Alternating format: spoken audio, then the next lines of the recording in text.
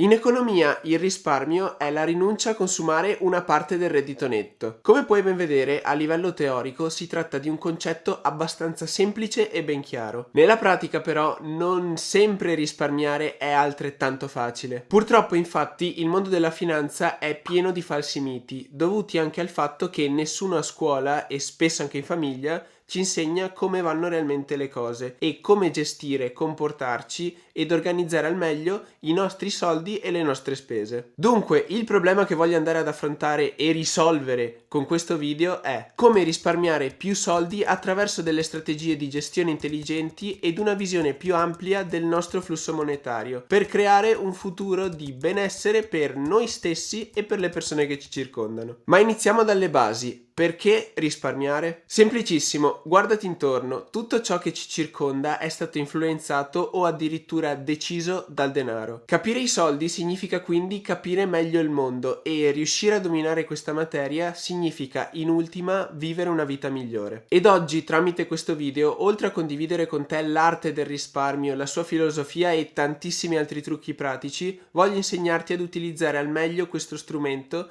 che condiziona quotidianamente le nostre vite.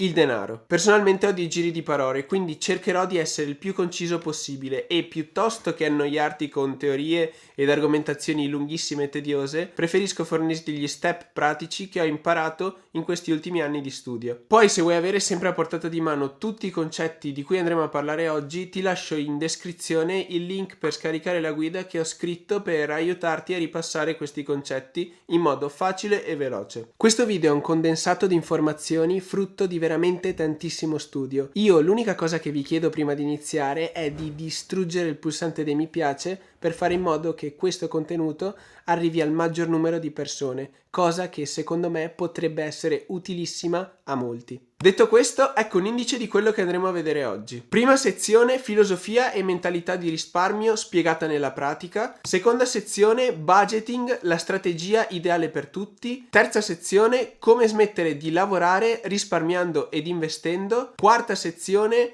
come spendere meno, tips and tricks. Il mio consiglio è quello di seguire il tutto nell'ordine proposto, così che mattone dopo mattone andremo a costruire una bella casa, basata su delle solide fondamenta. Ora prendete carta e penna, sedetevi comodi perché iniziamo. Filosofia e mentalità di risparmio spiegata nella pratica. Sapere è potere. Per capire qual è il nostro punto di partenza da cui iniziare a lavorare sul risparmio, dobbiamo assolutamente avere due dati che vengono anche descritti nella stessa definizione di risparmio. Il primo è il nostro reddito netto, mentre il secondo consiste nello stabilire a quanto ammonta la nostra rinuncia al consumo e quindi effettivamente quant'è il nostro risparmio ad ora. Ma come facciamo ad ottenere questi due dati? Il trucco sta nell'imparare a tracciare come dei segugi le nostre spese e i nostri guadagni. Sapere da dove arrivano e dove vanno i nostri soldi è fondamentale, in quanto il primo passo per analizzare una qualsiasi cosa è quello di avere a disposizione dei dati affidabili su cui basarci. Per farlo puoi semplicemente usare un normalissimo quaderno o un foglio Excel, altrimenti tiro acqua al mio mulino e se ancora non lo sai ti comunico che abbiamo creato un'app denominata Risparming che è nata proprio per questo. Tracciare il denaro e fare budgeting. Qualunque sia il metodo, l'importante è che ti abitui a salvare importo, categoria e data e magari anche una piccola descrizione. In questo modo, quando ritornerai a fare le tue analisi, avrai a disposizione uno storico ben dettagliato di tutti i tuoi flussi di denaro. Bene, ora che abbiamo i dati, passiamo all'analisi e all'ottimizzazione. Questo vuol dire che possiamo finalmente andare ad osservare e studiare quel che sta succedendo e come ci stiamo comportando, per poi passare alla correzione degli errori. In questa fase le problematiche che potremmo riscontrare sono principalmente due. La prima è spendo troppo. Se così fosse con il nostro report sotto mano, potremmo finalmente realizzare che stiamo esagerando in una qualche categoria di spesa. Il passo successivo in questo caso è quello di tirare una bellissima linea su tutte quelle che sono le nostre spese superflue. E se pensi di non avere nessuna spesa da eliminare, ricordati che i ricchi in qualsiasi ambito, sia monetario che non, sono disposti a fare ciò che i poveri non fanno. Una volta tagliate le nostre spese, dobbiamo iniziare a darci dei paletti che non dobbiamo assolutamente superare. Questi paletti si chiamano budget, che nella seconda sezione andremo ad approfondire. Comunque dobbiamo iniziare a fare budgeting, mettendoci dei limiti di massima spesa settimanale, mensile o annuale, meglio ancora se divisi per categoria di spesa. Attenzione però, questi limiti non ci devono soffocare. Ricordati che stiamo facendo tutto questo per cercare di trovare un corretto bilanciamento tra vita presente e vita futura, tra aspirazioni e desideri. Se viviamo di stenti il presente, difficilmente otterremo i risultati sperati nel futuro. Il secondo problema che molti a questo punto dell'analisi potrebbero avere è: spendo già il minimo, come faccio a risparmiare di più? L'equazione del risparmio è molto semplice e da lei non sfugge nessuno. Guadagno meno spese uguale risparmio. Con le considerazioni fatte nel punto precedente abbiamo cercato di limitare o tagliare la spesa e una volta ottimizzata quella, l'unico altro fattore su cui possiamo lavorare è il guadagno. E la considerazione che potresti fare arrivato a questo punto è: guadagno troppo poco, come posso guadagnare di più per risparmiare di più? Le soluzioni possibili sono tre: lavorare di più, lavorare meglio, creare nuove rendite. Io personalmente cercherei di barattare la minor quantità possibile del mio tempo in cambio del denaro. Quindi o cercherei di creare nuove rendite o farei il possibile per acquisire nuove skill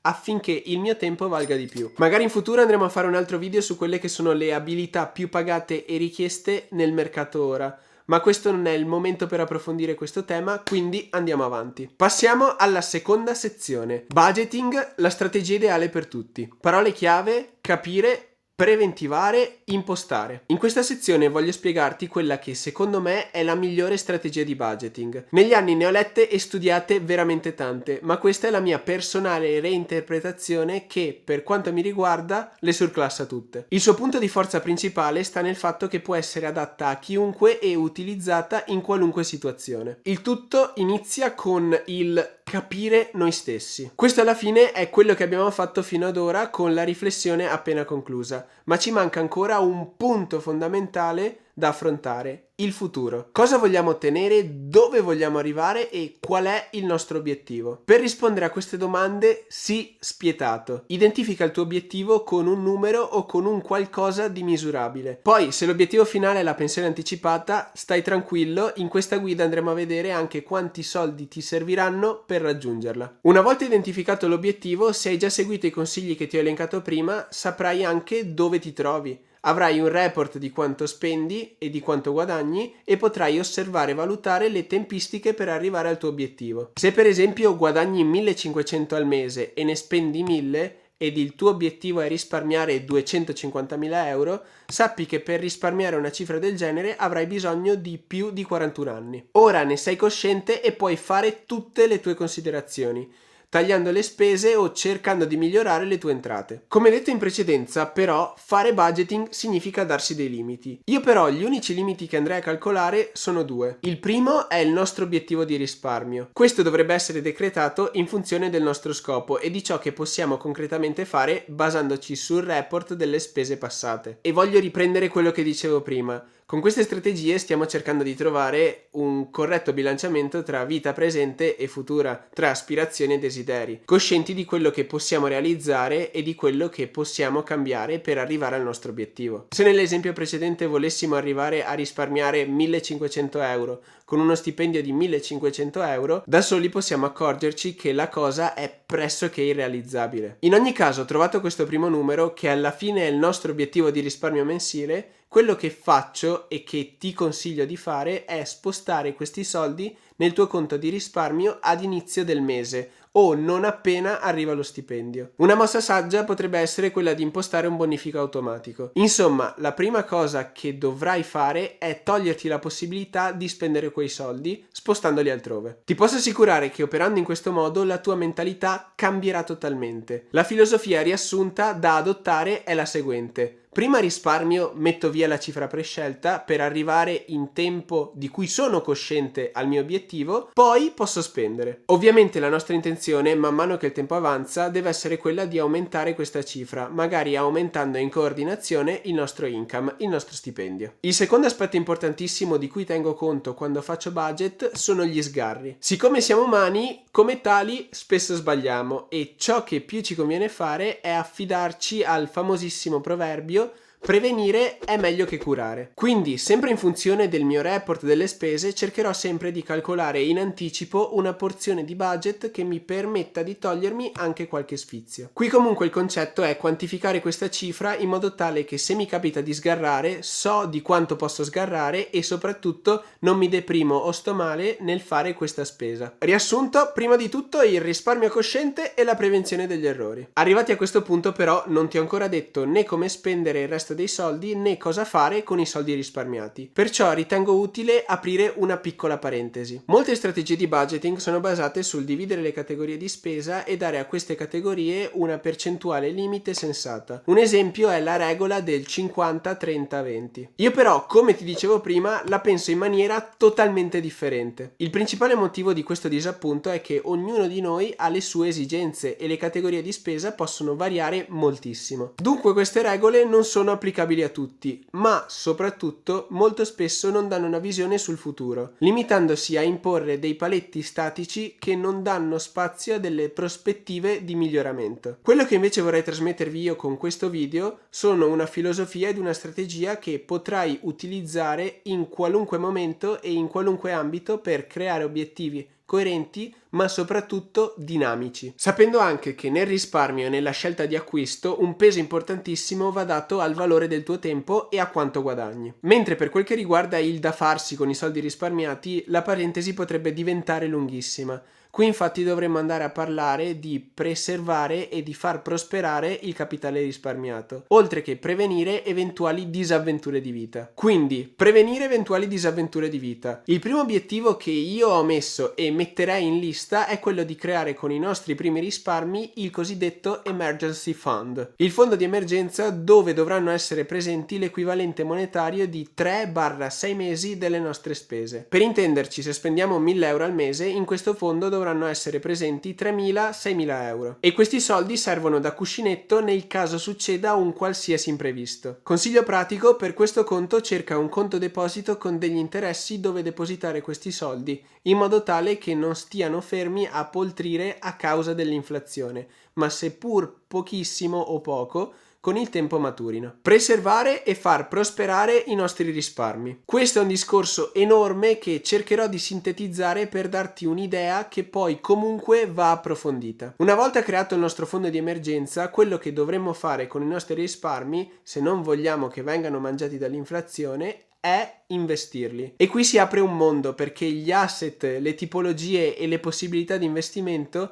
nel mondo attuale, grazie anche alla tecnologia, sono veramente tante e non c'è una risposta valida per tutti alla domanda dove dovrai investire. Questa risposta infatti dipende da età, obiettivi, predisposizione al rischio, capitale, eccetera, eccetera. Quindi quello che mi limito a condividere in questa guida è quello che faccio e che per la maggiore ho visto funzionare. Un piano di accumulo mensile diversificato con una scelta di asset fatta in base ai fattori che ho menzionato prima. Esso, se ben fatto, oltre a diversificare il rischio di investimento, ci aiuta a stare più tranquilli, sereni e distaccati dall'investimento. Un'ultima cosa prima di passare al discorso più pop del video. Quando ci conviene ripagare i nostri debiti? Questo principalmente dipende dalla nostra capacità da investitore, ma tendenzialmente se l'interesse di questo prestito supera il 4%, allora il miglior investimento che potete fare con i vostri risparmi è ripagare il debito il prima possibile. La questione è semplice: annualmente fare più del 6% lordo, 4,44% netto, calcolando le tasse che in Italia sui capital gain nei mercati finanziari sono del 26%, con un investimento non è facile, quindi la cosa più sensata da fare, l'investimento migliore, è ripagare il nostro debito, perché avremmo un ritorno sicuro sul tasso di interesse. Terza sezione: come smettere di lavorare risparmiando ed investendo. Parole chiave: risparmiare, investire, repeat. Quando andrò in pensione? Dovrò lavorare per tutta la vita?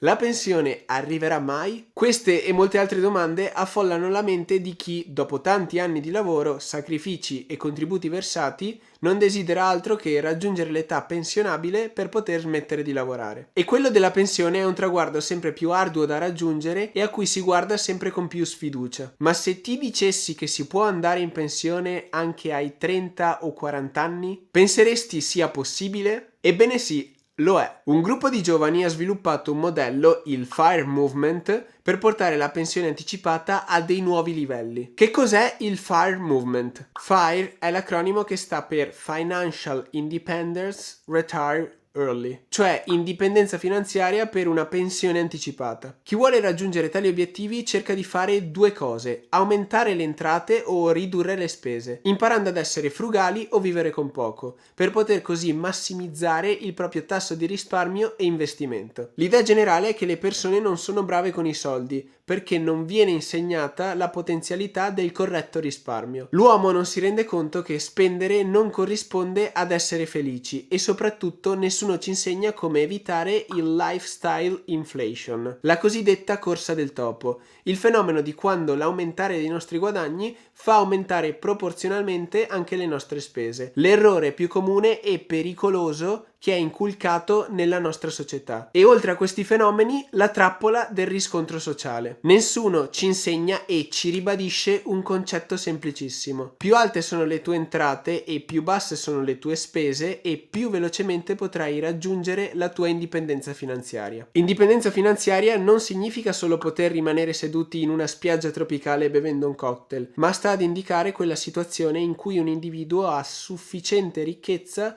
per sostenersi senza aver bisogno di appoggiarsi a delle entrate derivanti da un rapporto di lavoro dipendente o autonomo che sia. Ma per noi che amiamo la pratica, come funziona tutto questo e quali sono i numeri importanti da tenere sott'occhio? Ecco qui, per smettere di lavorare dobbiamo aver investito 25 volte le nostre spese annuali. Questa è la regola del 4%. Facciamo un esempio per rendere l'idea. Se ogni anno spendo 10.000 euro per coprire le mie spese per andare in pensione, ho bisogno di un portafoglio con 250.000 euro investiti. Ora non vado ad analizzare i principali portafogli di investimento della strategia FIRE, però ve li lascio qui sotto negli approfondimenti. Questi numeri perché se prendiamo archi di tempo lunghi come 15-30 anni, storicamente i portafogli scelti dalla filosofia FIRE rendono mediamente un buon 6-7% anno. Sia chiaro, non c'è nessuna regola che ci garantisce questo, però abbiamo la storia dalla nostra parte. Se per ipotesi questo portafoglio con i nostri 250.000 euro in un anno dovesse rendere il 6% lordo, il valore del portafoglio si sposterebbe a 265.000 euro. Quindi noi potremmo ritirare tranquillamente e perennemente i nostri 10.000 euro di spese annuali e mantenere il nostro stile di vita. Qui quindi la prima considerazione: se si abbassa il nostro stile di vita, si impara ad essere più frugali e si spende meno annualmente,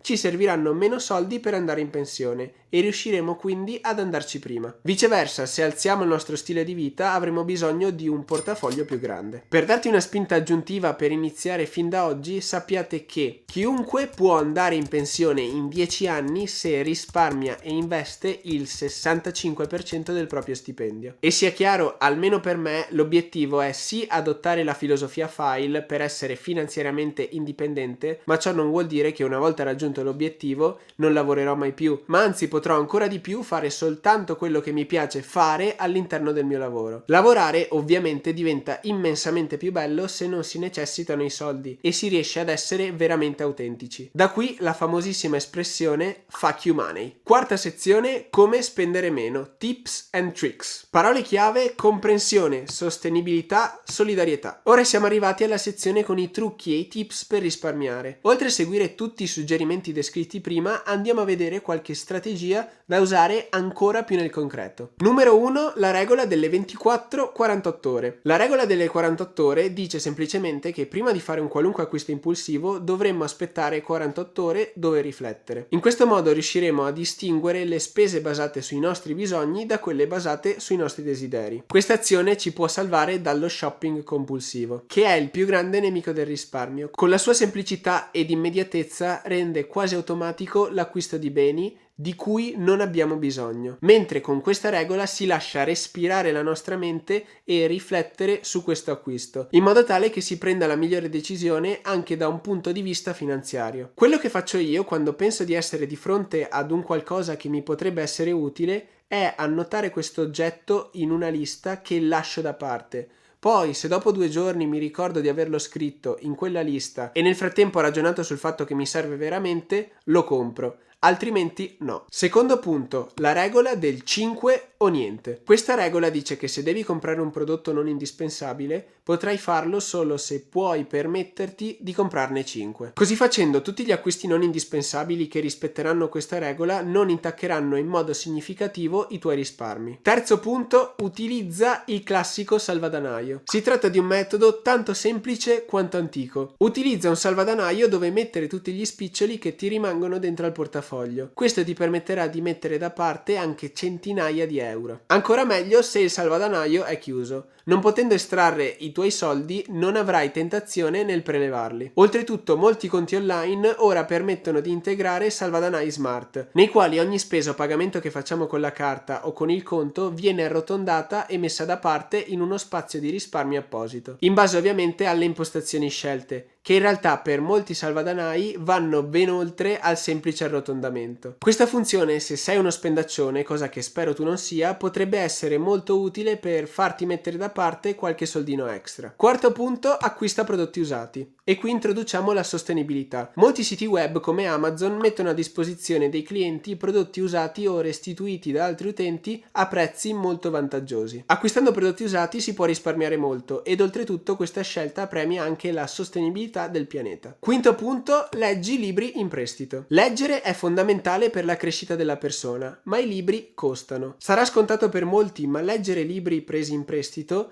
vi evita di spendere anche molti soldi. Ormai le opzioni per evitare di dover comprare e stampare un libro sono tante, quindi approfittiamone. Anche in questo caso il mondo ci ringrazia. Sesto punto, limita i vizi. Cercare di limitare i vizi come l'alcol, il fumo o il gioco, ancora meglio se si riesce a perderli completamente, oltre a portare benefici alla tua persona, non serve che te lo dica io, ma ti permetterà di risparmiare anche parecchio. Qui provate a fare 2 conti e andate a vedere quanto pesano i vostri vizi. Settimo punto, a cena fuori una volta in meno. Evitando di uscire anche solo una volta al mese potrai risparmiare anche 20 o 30 euro al mese e a fine anno potresti ritrovarti con circa 300 euro in più. Ottavo punto, dividere le spese di spedizione con gli amici. Probabilmente i tuoi amici avranno abitudini simili alle tue, anche riguardo agli acquisti online. Perciò quello che puoi fare prima di acquistare un prodotto è chiedere se qualcuno di loro ha necessità di comprare qualcosa di simile. In questo modo potrete effettuare un ordine più grande, il che significa che con più probabilità arriverete alla soglia dell'invio gratuito o quantomeno potrete dividere le spese di spedizione. Poi un altro effetto positivo della condivisione prima dell'acquisto è che potrete ricevere dei consigli dai vostri amici per migliorare o eventualmente evitare l'acquisto stesso. Nono punto, elimina gli abbonamenti inutili. Gli abbonamenti e le spese ricorrenti logorano il tuo portafoglio lentamente. Spesso ci iscriviamo a moltissimi servizi online e ci dimentichiamo di averli. Almeno una volta ogni trimestre passa in rassegna tutte le tue spese alla ricerca di abbonamenti non utilizzati e ovviamente disdicili. Decimo punto, spegni tutto ciò che non ti serve. Alcuni studi hanno dimostrato come il LED rosso delle televisioni spente, soprattutto di quelle più vecchie, genera una spesa di circa 7 euro all'anno. Ora moltiplicate questo prezzo per tutte le televisioni e gli elettrodomestici che avete in casa. Undicesimo punto, utilizza carte e conti senza spese inutili. Moltissime carte hanno costi inutili come spese sui bonifici, sui prelievi, sui depositi e sul cambio valuta. Utilizzando la carta più adatta a te potrai risparmiare parecchi soldi che ora stai sprecando in commissioni assurde. Qui sopra e qui sotto in descrizione, se vuoi, ti lascio un video che si sofferma su questo argomento. Dodicesimo punto, sfrutta gli sconti online. Grazie allo shopping online è possibile acquistare prodotti a prezzi scontati e vantaggiosi. Ovviamente cercate di sfruttare queste super occasioni per riuscire a risparmiare. Poi, soprattutto online, ci sono molti servizi utili al risparmio, come siti di cashback, coupon coupon